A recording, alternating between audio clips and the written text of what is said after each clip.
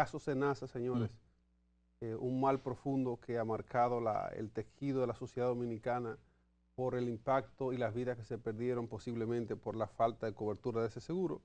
Sobre este caso, sobre la sentencia de allí y una reducción que se está estipulando, Nelson Enrique nos pone en contexto.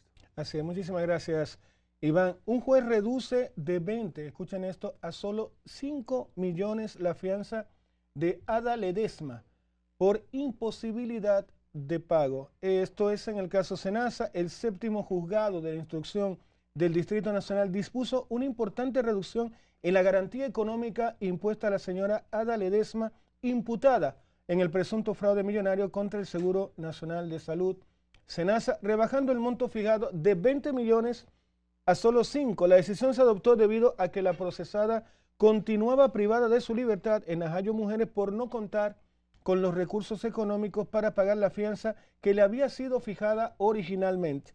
El magistrado David Timoteo Peguero acogió de manera parcial la solicitud formulada por la defensa técnica encabezada por el abogado Gustavo de los Santos Col, a pesar de la oposición presentada durante la audiencia por los representantes tanto del Ministerio Público y los abogados del Estado Dominicano, quienes alegaron una supuesta falta de pruebas contundentes contra la insolvencia de esta persona. Durante la revisión, el tribunal mantuvo inalterable las demás medidas de coerción dictadas a favor de Ledesma el pasado 16 de julio, consistentes en arresto domiciliario, impedimento de salida del país y colocación del grillete electrónico. Con la rebaja económica concedida, la imputada podrá gestionar el pago de la fianza para hacer efectiva su excarcelación bajo custodia domiciliaria mientras continúa el curso del proceso judicial. Humberto Salazar, su opinión. Pues el caso Senasa, esto es simplemente la revisión de una orden de coerción, ¿verdad? Es una orden de coerción que se llama una medida de coerción, más bien, es el término jurídico, en el caso Senasa, pero cada vez que hay este tipo de, no es un juicio, sino de vista en un tribunal, en el Palacio de Justicia se moviliza una gran cantidad de periodistas, cámaras, entrevistadores, hay de todo ahí, influencers. ¿Para qué?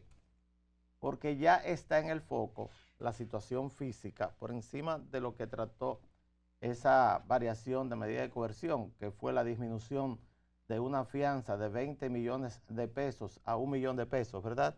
A 5. 5 millones de pesos. De 20 a 5 5 millones de pesos, sí. 5 millones de pesos a una de las acusadas, o de las encartadas, como se dice.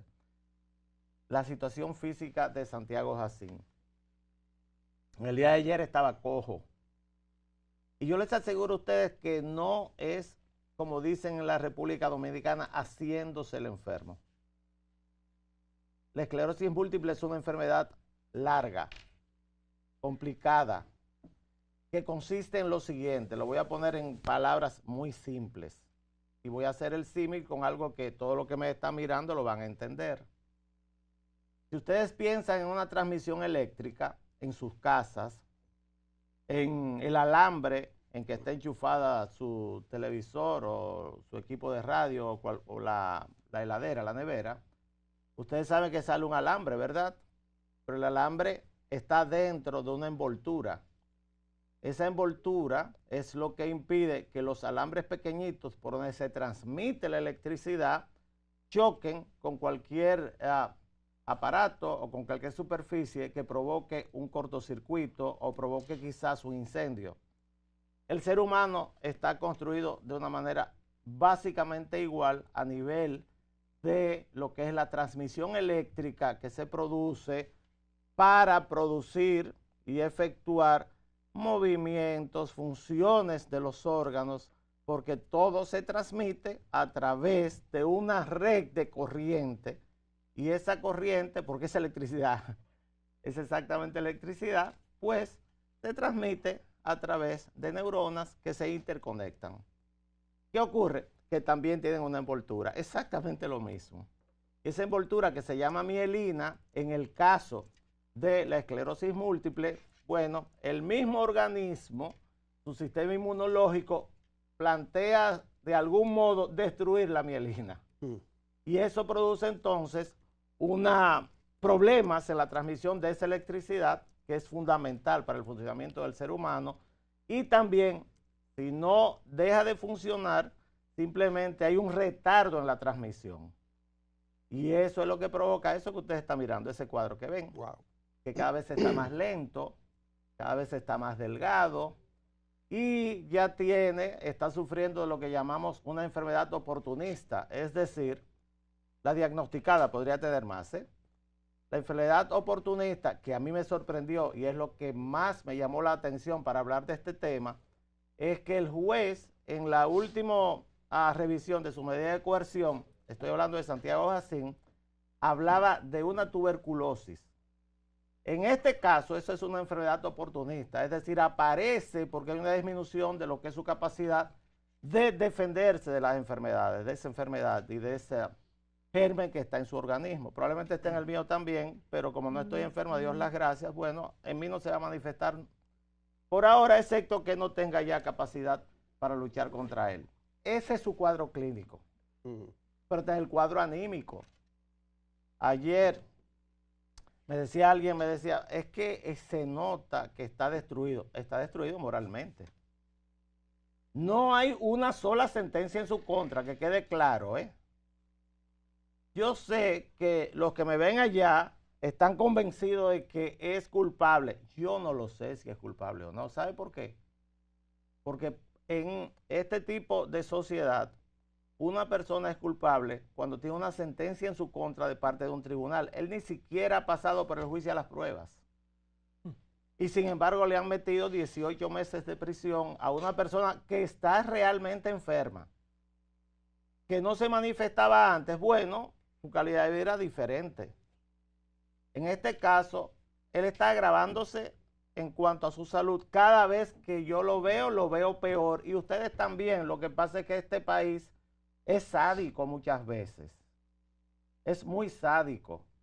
En el sentido de que sin una sentencia firme, y yo a Santiago Jacín, para que quede claro, no lo conozco personalmente, lo vi 2 veces en el Centro Médico de la UCE, nada más.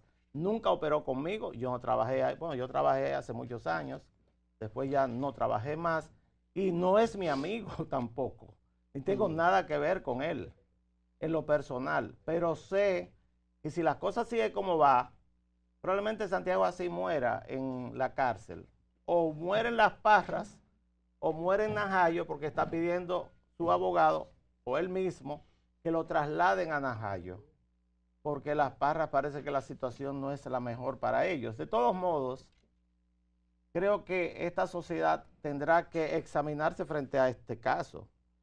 ¿Por qué? Porque ¿quiénes son los cómplices principales de Santiago Jacín? ¿Qué pasó en Senasa? Y perdóname, Iván. ¿Qué pasó en Senasa? Senasa es el mejor ejemplo para el que tiene algún tipo de conocimiento de esa situación que hay ahí.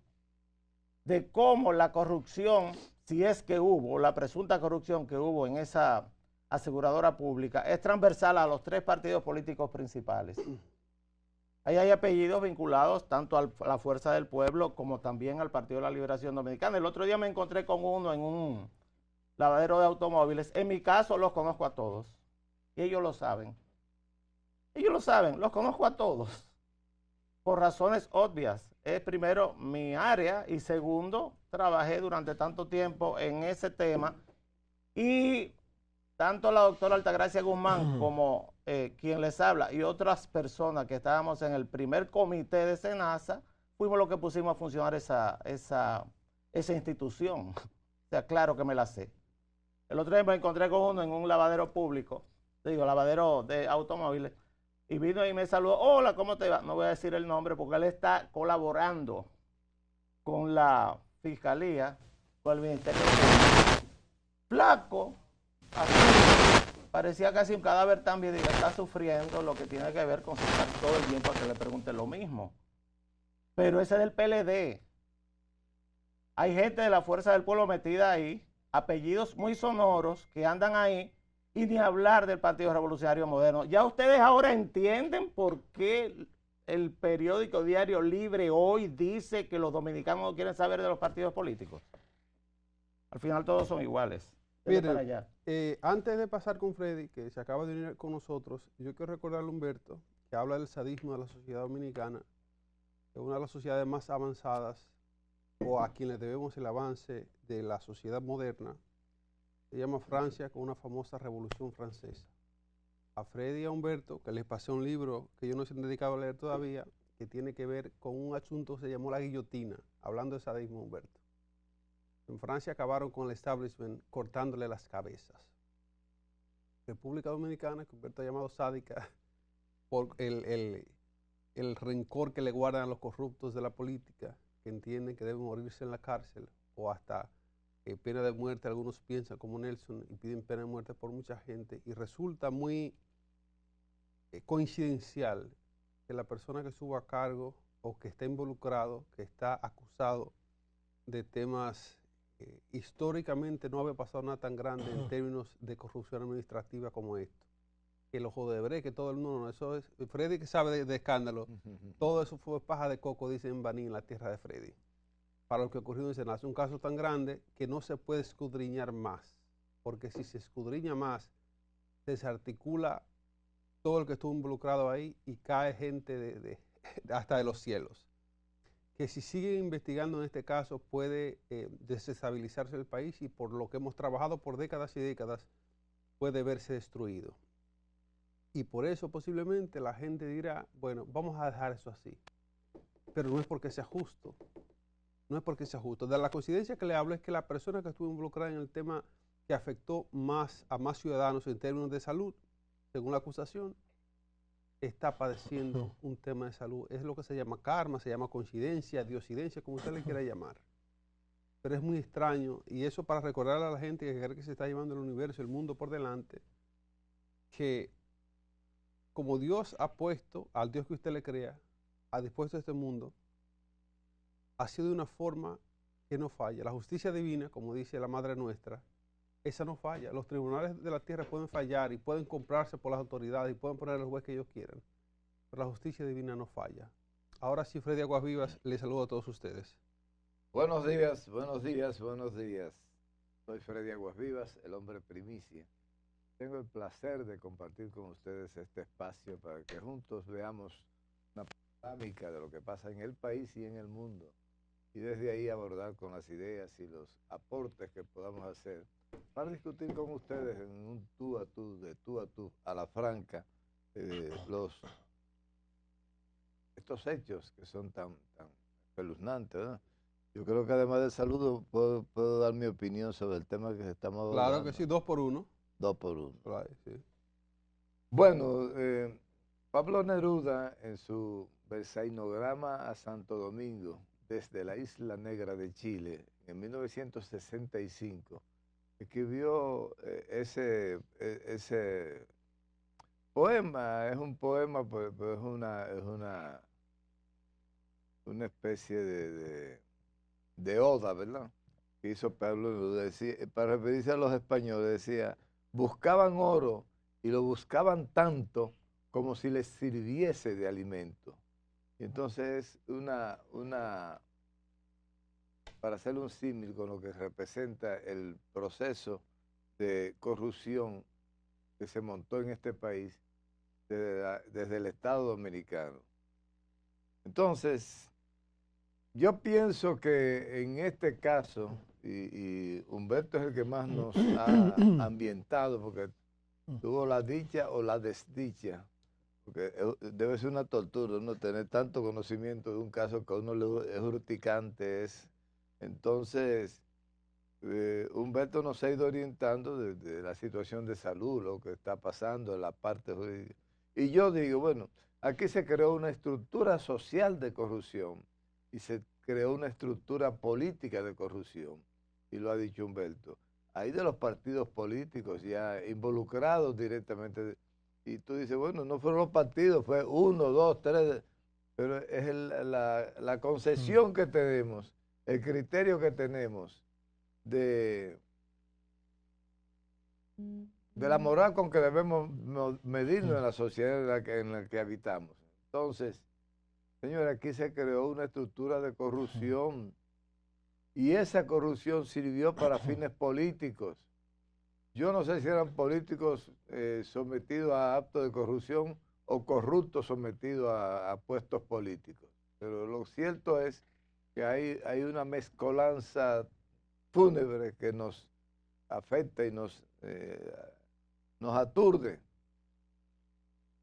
No se puede decir, porque ya lo hemos dejado claro en varios programas, la cantidad de hechos que se cometieron en nombre de la justicia y de la salud, la cantidad de hechos que nos golpearon así de frente en la cara. Y entonces uno dice, un cuadro médico es para que se le acongoje el alma. Porque yo tuve mi padre, tengo mi madre viva por la gracia de Dios. Y entonces uno piensa en los padres de uno y le da pena. Pero cuando esta gente llegaban con fundas y fundas de dinero de la salud del pueblo, señores, gente llorando porque le aprueben un procedimiento médico, dando lástima y pasando trabajo y pasando crujía. Algunos padecimientos médicos que implicaban cuadros dolorosos, cuadros de exacerbación del dolor. Y entonces esa gente tenía que irse para su casa sin recibir un servicio para el cual ellos habían pagado y la sociedad americana, los presupuestos nuestros, lo habíamos pagado. Y resulta que entonces esta gente se robaba ese dinero. Se robaba y cuando usted iba a la clínica, mira, tengo un problema grave, que tengo que hacerme una operación. Y entonces le decían, no hay cobertura. Pero por Dios.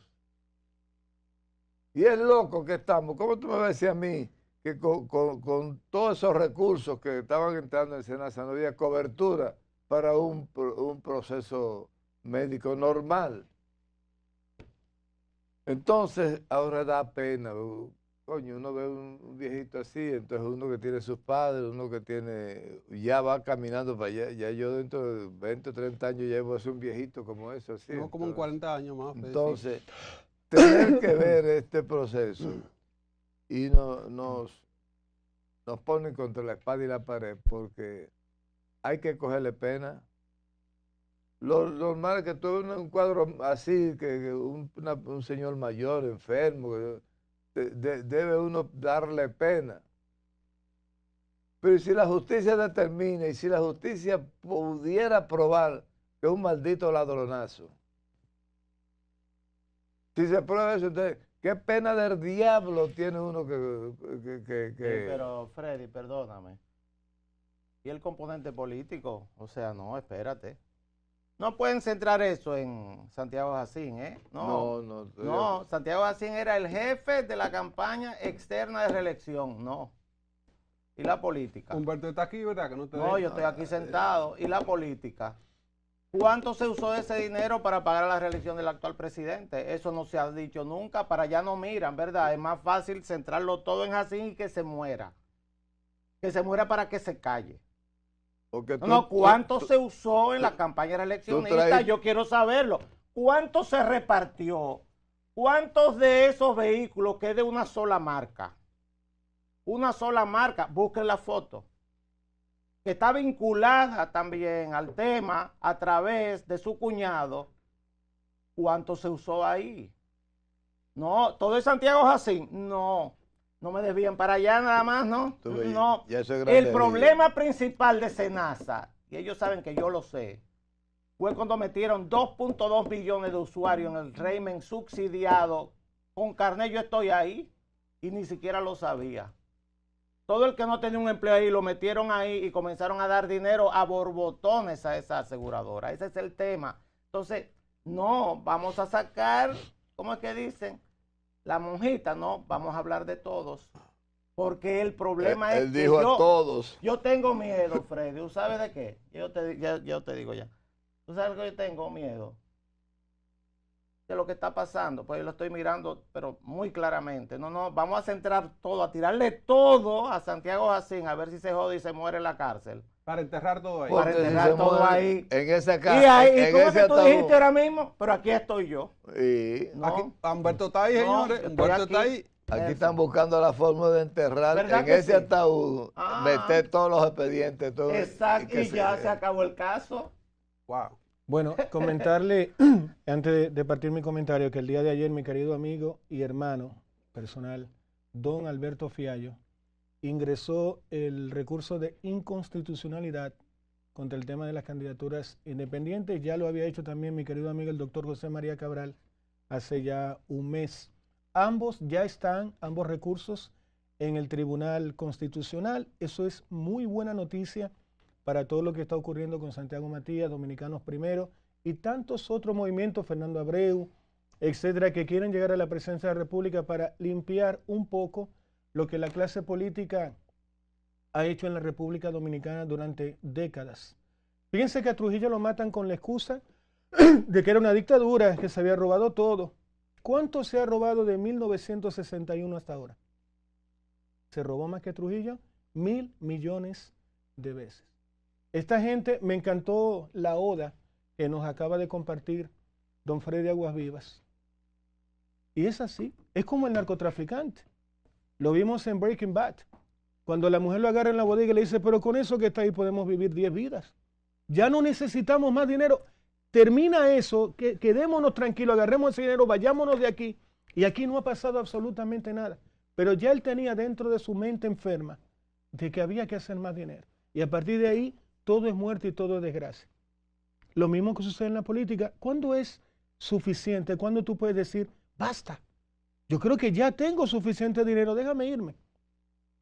Como el tema de Senasa, recuerdo la sonrisa irónica y sarcástica de don Freddy Aguas Vivas cuando aquí Yamel comentaba 15.000 millones. Don Freddy bajó la mirada y dijo, imposible que ese caso sean de 15.000 millones. Estamos hablando de 100, pero si solamente en una caja y una vaina encontraron 21.000 millones de temas de desfalco, ¿por qué diablo insiste la Procuraduría en poner el número 15? En todos los no, nada más se robaron 15. Se robaron más de 100.000 millones de pesos.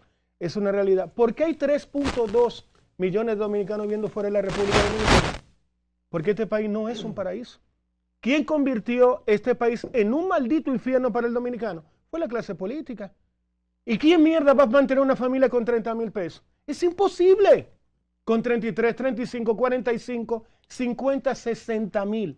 $1.000 no da. No dan 1.500. Ver un maldito político, por ejemplo, diciendo, oye, las remesas han crecido, pero hijo de tu madre, ¿qué corresponsabilidad tú tienes en el crecimiento? ¿Tú sabes cuál es tu corresponsabilidad como gobierno y como político? Que hiciste a la gente más pobre.